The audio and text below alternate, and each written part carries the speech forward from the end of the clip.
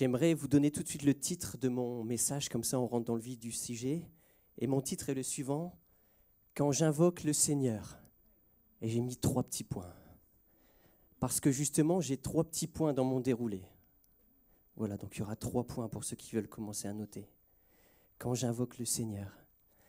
Et vous savez, c'est ce chant qui m'a rappelé ce sujet. « Quand j'invoque le Seigneur et quand je glorifie son nom, alors il me rend vainqueur de mes ennemis. » Alléluia.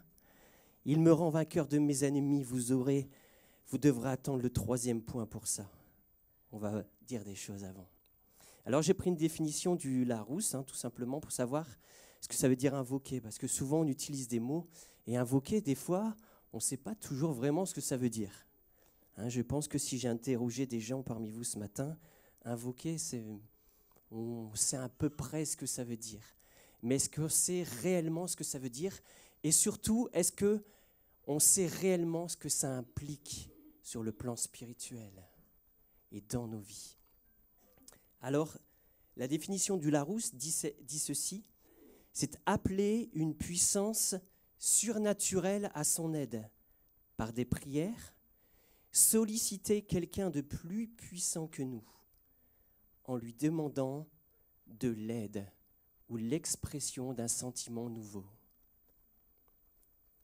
C'est intéressant quand on prend des expressions et des mots de la parole de Dieu et qu'on les sort un peu du contexte, c'est-à-dire qu'on va les chercher dans des dictionnaires. C'est toujours intéressant de savoir ce que ça veut dire. Donc vous l'avez compris, invoquer, c'est une prière, souvent qui est une prière qui est audible à voix haute. Vous savez pourquoi c'est intéressant de parler à voix haute? Parce que l'adversaire de notre âme nous attend. Et souvent, dans le terme et dans la façon d'invoquer le Seigneur, il y a un cri. C'est le cri de ton cœur. C'est le cri de ce que tu as au plus profond de toi-même. Et quand tu es peut-être fatigué, quand tu es dans la détresse, quand tu es dans l'incompréhension, j'ai une bonne nouvelle. Quand tu invoques le Seigneur, alors il se passe des choses. Tu invoques le Seigneur. Je ne vous parle pas d'une prière, vous savez, en disant « Ah Seigneur, vraiment ça ne va pas, fais quelque chose » parce que non, le cri de notre cœur, c'est quelque chose qui vient du plus profond de nos entrailles. Alléluia. Et souvent, quand on invoque le Seigneur, on l'appelle d'une voix forte, avec autorité. On appelle à l'aide, au secours.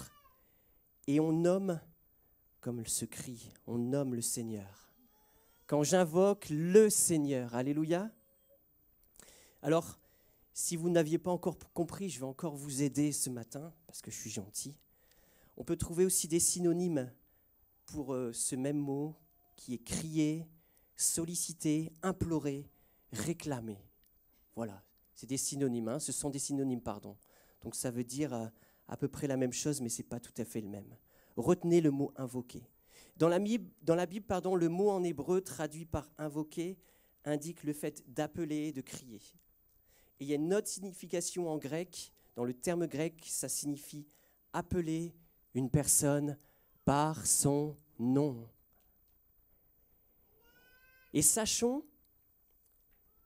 que si les gens sont capables d'appeler une autorité spirituelle par son nom, les gens qui ne connaissent pas Dieu peuvent implorer aussi d'autres puissances surnaturelles. Peut-être des esprits mauvais. Et je vous rappelle juste, et je ne vais pas m'étendre là-dessus, que le prince de ce monde est l'adversaire de notre âme. Et nous, enfants de Dieu, est-ce que nous appelons le Seigneur? Est-ce qu'on l'appelle par son nom? Vous allez me dire, oui Teddy, on le fait. Mais est-ce que tu invoques le nom du Seigneur? Rappelle-toi la dernière fois que tu l'as fait. Invoquer Jésus, c'est comme puiser de l'eau dans un puits qui ne s'assèche jamais. Jamais.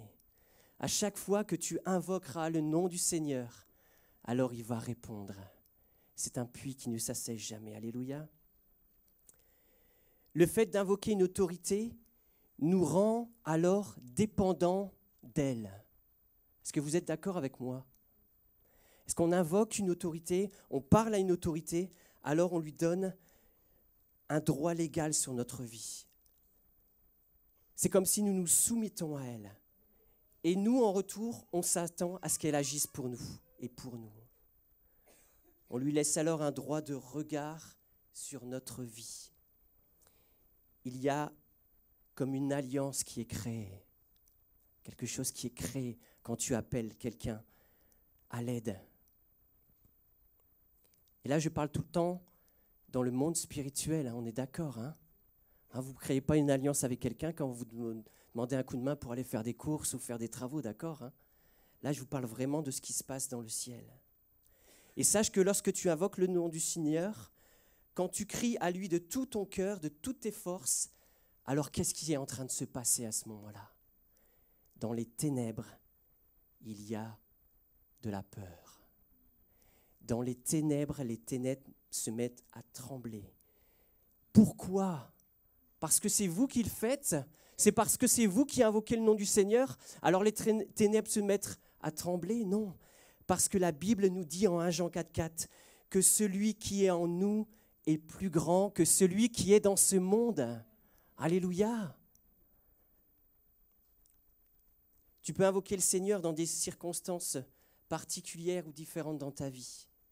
Peut-être tu es en train de vivre quelque chose ce matin ou ces derniers temps, quelque chose de bien spécifique. Et tu peux le faire, vraiment, viens à lui tel que tu es, tel que tu es. Vous savez, malgré le fait que invoquer, c'est comme peut-être un cri de désespoir en disant « Seigneur, j'ai l'impression que j'ai plus rien, mais tu es ma seule solution. » Et souvent, moi en tout cas, quand je l'ai fait, quand j'ai invoqué le nom du Seigneur, je me mettais à genoux.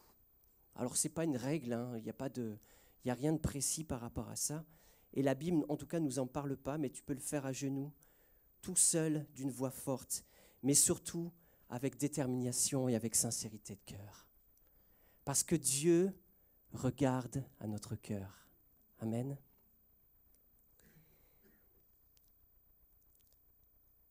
Invoquer le Seigneur, c'est prendre une position spirituelle, qui est nette et précise. Et cette position, tu es appelé, et je suis appelé, nous sommes appelés à la tenir tout le temps, cette position, quelles que soient les difficultés ou les épreuves de nos vies.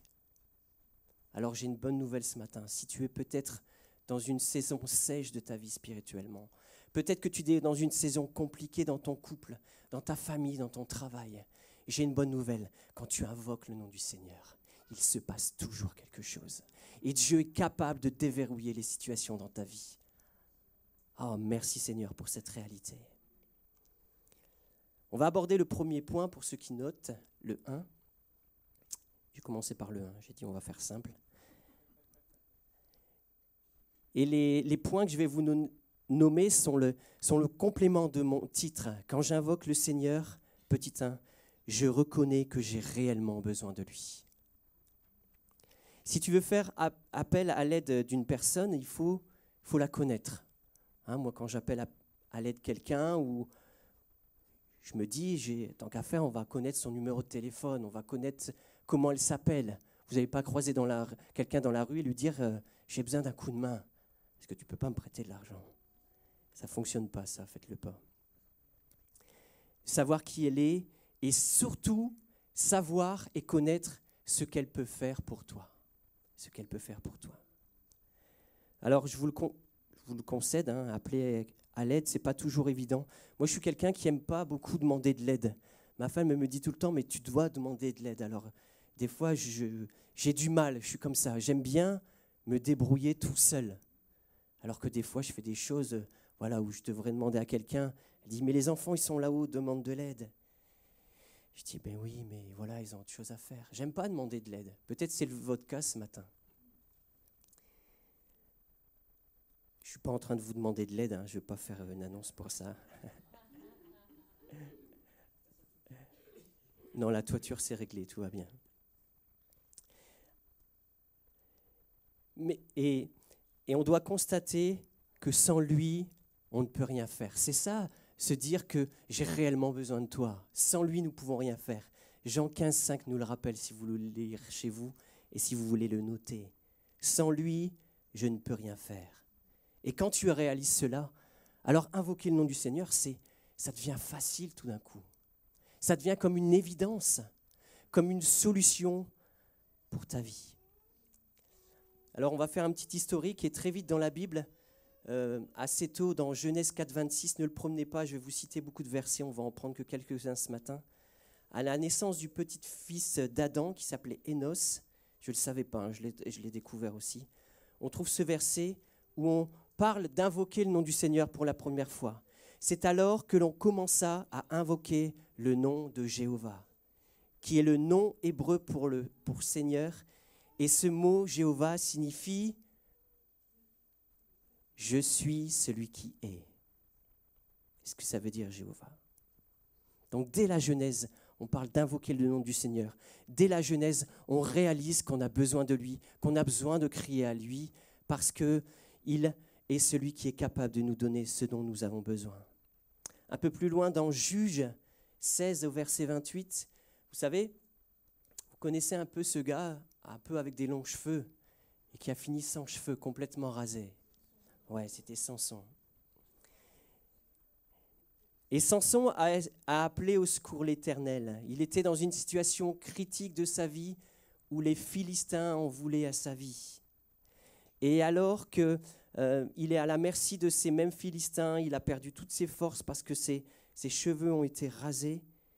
Et il se rappelle quand même à un moment donné que Dieu est capable de le délivrer. Il va crier à lui juste avant de mourir. Et vous savez, je pense que Samson savait, à mon avis, qu'il allait mourir. Je le pense. En tout cas, c'est pas ce qui est écrit dans la parole de Dieu. Hein. Mais en tout cas, moi, je pense que Samson savait qu'il allait mourir. Et la chose à laquelle il a pensé, c'est de crier à Dieu.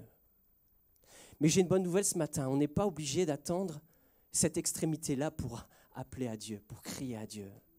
Vous savez, quand on crie, il faut le faire de manière forte et puissante. Je vous assure que quand ma femme, elle crie sur les enfants, elle crie. Vous comprenez ce que je veux dire? Non, c'est pas vrai. Elle crie plus maintenant, on est plus dans la négociation que dans le cri. Ça, c'est quand c'était avant. Elle me crie quand je fais des bêtises, mais ça n'arrive pas souvent. Je plaisante. Hein. Et on voit que Samson a dit ceci en Juge 16, 28. « Seigneur, souviens-toi de moi, je te prie. » Et que s'est-il passé alors que Samson avait pris cette décision de vivre et d'agir sans faire appel à Dieu? Et la Bible nous dit, quelques versets avant, que l'Éternel s'était retiré de lui. L'Éternel s'était retiré de lui. Et que s'est-il passé quand il a crié à Dieu? Dieu lui a donné des forces, à un moment précis, parce qu'il en avait besoin. Et il était capable de faire tomber les colonnes du temple. Psaume 18, verset 6, verset 7, je pense, excusez-moi, je me suis trompé. Nous dit ceci, « Dans ma détresse, j'ai invoqué l'Éternel et j'ai crié à mon Dieu. » Écoutez ce verset que j'ai redécouvert. Dans ma détresse, j'ai invoqué l'Éternel et j'ai crié à mon Dieu. Oui, j'ai mis le 6, je me suis trompé, je crois que c'est le 7. Dans ma détresse, j'ai invoqué l'Éternel et j'ai crié à mon Dieu. Et écoutez ce qu'il est écrit juste après. De son palais. De son palais, il a entendu ma voix. Et Dieu te dit ce matin, j'ai envie d'entendre ta voix. J'ai envie d'entendre ta voix parce que de mon palais, je m'attends à ce que tu me parles. Et mon cri est parvenu devant lui à ses oreilles. On n'a pas un Dieu sourd, mais on a un Dieu qui est à l'écoute. Dieu, ce matin, te dit ceci, mon enfant. Dieu n'est pas insensible à ton cri ce matin. Il l'a entendu. Il est en train de l'entendre. Et attends-toi à ce qu'il réponde. Un autre psaume, je l'ai mis au fil si tu veux, qui est le psaume 37, verset 4, nous dit ceci. « Fais de l'Éternel tes délices, et il te donnera ce que ton cœur désire. » Fais de l'Éternel tes délices. Quelle façon extraordinaire de faire de lui notre essentiel. Quand tu fais de lui tes délices, il te donne ce que ton cœur désire. C'est extraordinaire. Et vous savez, Je pense que dans la manière de faire de l'Éternel ses délices, il y a le fait effectivement d'être obéissant, d'avoir la foi, de le prier, de le louer tous les jours de nos vies. Mais c'est aussi de faire de lui nos délices. C'est de réaliser que sans lui, nous ne pouvons rien faire. Et qu'on a désespérément besoin de Dieu dans nos vies. Expérimente encore plus régulièrement que tu as besoin de lui. Que ce n'est plus toi qui vis, mais que c'est Christ qui vit en toi. C'est Galates 2:20 pour ceux qui veulent le lire. Vous pouvez le lire chez vous. J'ai été crucifié avec Christ et si je vis, ce n'est plus moi qui vis. C'est Christ qui vit en moi. Si je vis maintenant dans la chair, je vis dans la foi au Fils de Dieu qui m'a aimé, qui s'est livré lui-même pour moi. Mes amis, je pense que plus que jamais, on a besoin du Seigneur dans nos vies. En tout cas, moi, j'en ai besoin. Désespérément, et je veux lancer ce cri à mon Dieu ce matin en disant, Seigneur, je veux t'invoquer de tout mon cœur parce que j'ai besoin de toi. Le deuxième point, quand j'invoque le Seigneur, je reconnais qu'il est mon Sauveur, qu'il est mon Sauveur. Il est celui qui nous a sauvés. Il est notre salut, nous sommes sauvés par grâce. La foi en Jésus mort et ressuscité et le fait de le confesser de sa bouche viennent te sauver, de le confesser de ta bouche. On va prendre un passage qui se retrouve dans Romains 10, versets 9 à 13, et ce sera ce matin un peu mon passage de cœur. Romains 10, versets 9 à 13.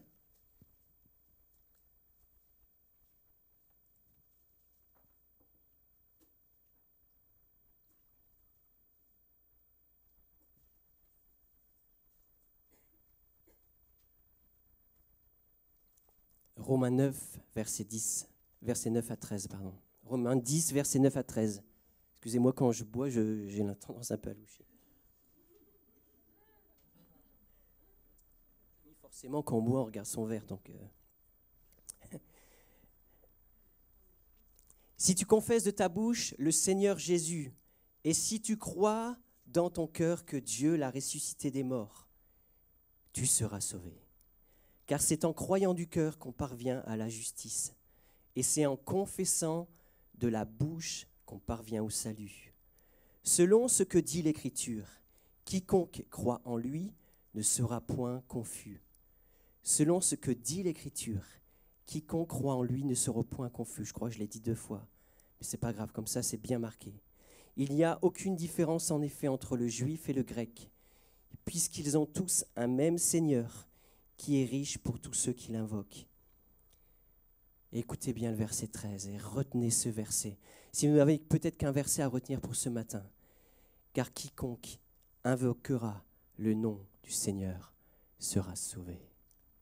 Amen.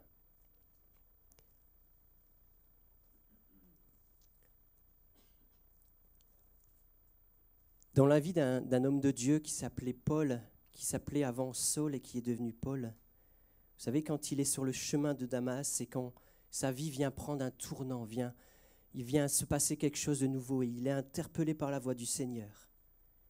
Et on connaît cette histoire. Hein. Qu'est-ce qui se passe? Il perd la vue. Hein. Il en perd la vue. Il va alors réaliser à ce moment-là précis de sa vie qu'il a besoin de Dieu, qu'il est un pécheur et que Christ veut être son sauveur, le sauveur de sa vie. Et on le verra aussi par la suite, qu'il veut se servir de lui. Et Acte 22, 16 nous dit ceci.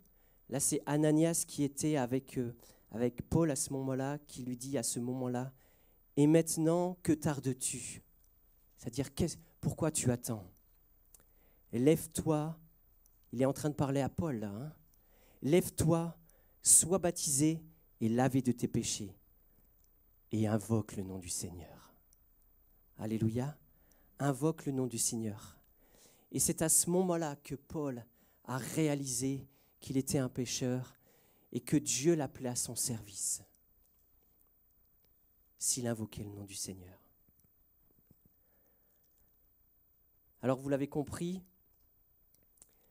Quand tu le fais et que tu invoques le Seigneur, quand tu cries à lui de tout ton cœur, de toute ton âme, de toute ta pensée, et que tu réalises qu'il est le Dieu qui te sauve, il désire alors être ton sauveur. Vous savez pourquoi ? Pourquoi il veut être notre sauveur ? Pour qu'on ait la vie éternelle, oui, évidemment. Pourquoi il veut être notre sauveur ? C'est ce qu'on a fait juste avant. Pour qu'on puisse le louer éternellement. Alléluia. On veut le louer ce matin parce qu'il nous a sauvés, parce qu'il nous a donné sa vie. Mais j'ai une bonne nouvelle aussi pour vous ce matin. Il veut également, bien plus qu'être ton sauveur, il veut être aussi ton Seigneur. Il veut voir ta vie et il veut que ta vie soit un sacrifice pour lui. Romains 12, 1 nous rappelle ceci. « Je vous exhorte donc, frères, par les compassions de Dieu, à offrir vos corps comme un sacrifice vivant, saint, agréable à Dieu, ce qui sera de votre part un culte raisonnable. » Est-ce qu'on est dépendant de Christ ? Est-ce qu'on réalise qu'il nous a sauvés par grâce ? Est-ce qu'on réalise que bien souvent, nos bouches se taisent ? Et que même dans des moments difficiles, on n'a même pas cette autorité nécessaire pour dire « Seigneur, j'ai besoin de toi ». C'est ça crier à lui, c'est ça invoquer son nom. Et même des fois, moi je vous le confesse ce matin, même moi des fois je reste dans une sorte de léthargie, dans une sorte d'habitude en disant « Voilà, on va aller au culte, on va en parler aux frères et sœurs », mais prends position dans ta vie. Invoque le nom du Seigneur sur ta situation. Prends position dans ta vie. Un troisième point que j'aimerais aborder avec vous, et si vous m'avez bien suivi, ce sera le dernier. J'aurais pu en prendre plein d'autres, mais voilà, vous savez que le temps est court et qu'on doit choisir ce qu'on doit vous dire le matin. Ou sinon, si je vous parlais vraiment en long, en large et en travers, je pourrais vous parler longtemps et vous serez très vite fatigué, et je crois que moi aussi. Quand j'invoque le Seigneur, je reconnais qu'il est ma victoire. Alléluia. Il est notre victoire. On a chanté des chants ce matin qui proclamaient la victoire. La victoire. Et des fois, c'est facile de dire « il est ma victoire » quand on est avec les frères et sœurs. Le matin, le dimanche matin, quand on est à la réunion de prière, de dire « il est ma victoire ». Mais quand on est à galère tout seul, peut-être dans ton travail, dans ta famille, c'est moins facile de dire « tu es ma victoire ». Et pourtant, lui, il ne change pas. Il reste malgré tout notre victoire. Et quand on relit le passage, juste si on peut le remettre, de Romains 10, 12, qui nous dit ceci, « Il n'y a aucune différence en effet entre le juif et le grec, puisqu'ils ont tous un même Seigneur, qui est comment ? Qui donne généreusement, ici sur cette version, je préfère ma version, qui dit « qui est riche ». Un même Seigneur qui est riche, est-ce qu'il est juste riche pour tout le monde ? Non, il nous dit, il est riche pour tous ceux qui font appel à lui ou pour tous ceux qui l'invoquent. Il est riche en cela. Et par contre, j'ai une mauvaise nouvelle ce matin. C'est que si tu n'invoques pas le nom du Seigneur, il ne pourra pas être le Dieu riche dans ta vie. Parce que tu ne feras pas appel à lui. Notre richesse, c'est ce qu'il a obtenu pour nous à la croix. Il nous a justifiés, pardonnés, sanctifiés. Il a fait de toi, ce matin, un homme ou une femme victorieuse. Et la victoire ne se manifeste jamais du bout des lèvres. Vous savez, moi, il n'y a pas très longtemps, j'allais souvent au foot, et quand il y a un but et que c'est la victoire, ce n'est pas du bout des lèvres que ça se passait. Qu'est-ce que faisaient les gens ? Ils criaient, ils criaient. Mais la victoire, elle est puissante quand tu t'adresses au Dieu vivant et quand tu viens nommer son nom et invoquer son nom. Et sa victoire, écoutez, ce matin, fait de nous des plus que vainqueurs. Ça, c'est une bonne nouvelle pour nous. C'est-à-dire que C'est comme si on était un peu sur le terrain, mais on sait qu'à la fin, on va gagner. On est victorieux. Mais est-ce qu'on veut vivre pleinement cela?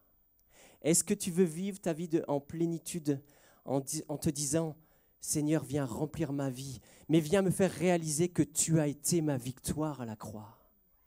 Je veux le proclamer ce matin, qu'il est la victoire pour ma vie et qu'il est la vôtre aussi. Alléluia.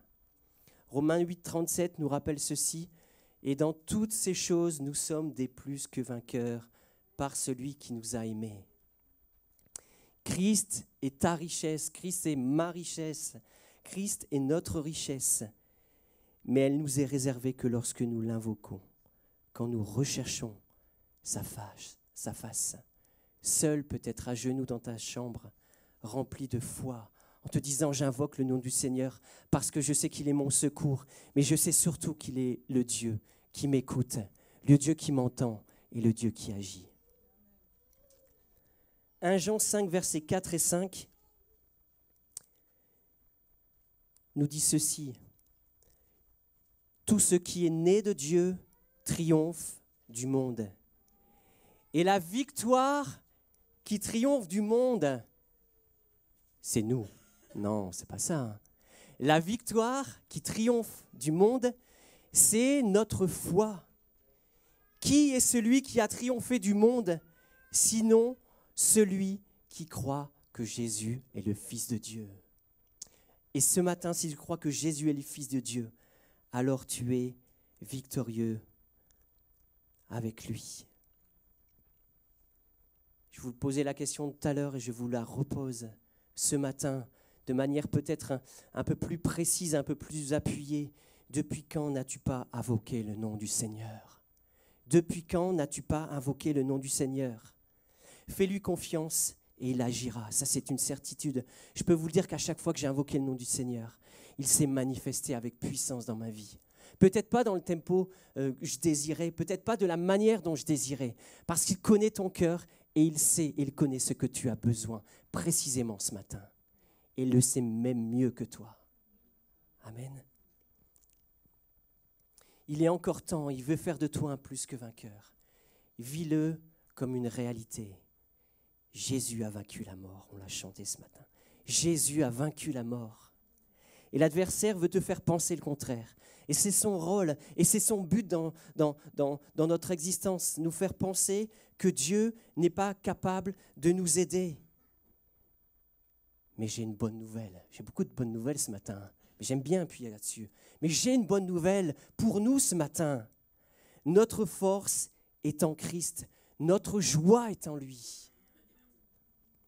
Proclame la victoire sur ta vie, sur tes soucis, sur ta maladie. Je vous rappelle juste ce verset. 1 Pierre 2, 24. C'est par ces meurtrissures que nous sommes guéris. Vous avez été guéris. C'est par ces meurtrissures que vous avez été guéris. Proclame-le ce matin. Et juste, je vais vous laisser un autre verset, Hébreux 12, 2. Peut-être si je l'ai noté, je ne sais plus si je l'ai mis et si je l'ai affiché. Qui nous dit ceci, ayant les regards sur Jésus, le chef et le consommateur de la foi. En vue de la joie qui lui était réservée, il a souffert à la croix. Méprisé l'ignominie, il s'est assis à la droite du trône de Dieu. Alléluia.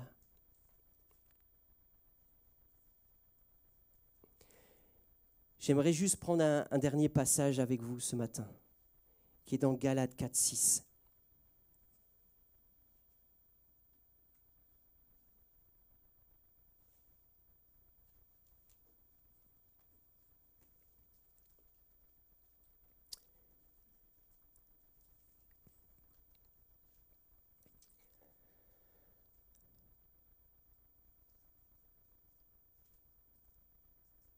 Puisque vous êtes bien ses fils et ses filles, c'est moi qui l'ai rajouté, hein.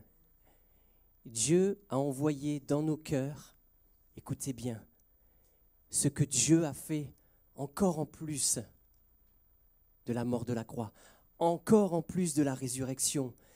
Il a envoyé dans nos cœurs l'esprit de son Fils. L'esprit vit en toi, hein? L'esprit de son Fils. Et que fait maintenant, alors que je suis en train de vous parler, que fait l'Esprit Saint dans ta vie ce matin? Il crie. Est-ce que tu entends l'Esprit qui est en train de crier à l'intérieur de toi? Et qu'est-ce qu'il crie? Il crie Abba, c'est-à-dire Père. Alors si l'Esprit qui est en moi crie Abba, Père, et s'il l'appelle par son nom, je pense que nous sommes capables de crier Abba, Père, j'ai besoin de toi ce matin. Je crie vers toi et je veux prendre position dans ma vie et être à l'écoute de l'Esprit qui vit en moi et qui est lui aussi en train de crier Abba, Père. Et je ne veux pas le laisser agir seul parce que je sais qu'il est capable de faire de grandes choses en moi, mais moi je veux prendre position spirituellement et je veux crier aussi ce matin et invoquer ton nom et crier Abba, Père. Abba, Père. Seigneur, nous voulons tous et toutes crier à toi ce matin et je me demandais si on peut se lever. On va prier ensemble quelques instants.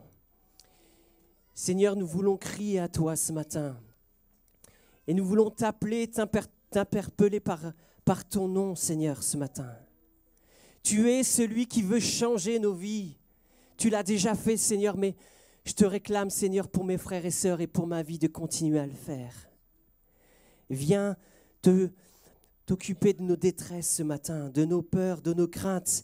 Et si tu veux t'en occuper, alors Seigneur, nous te les lançons comme un cri vers toi. Seigneur, nous voulons déposer nos peurs, nos craintes, parce que tu es notre réconfort.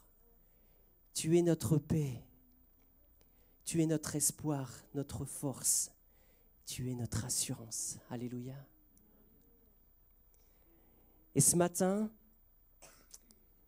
il veut parler à plusieurs d'entre nous ce matin et il te dit ceci de manière précise pour ta vie.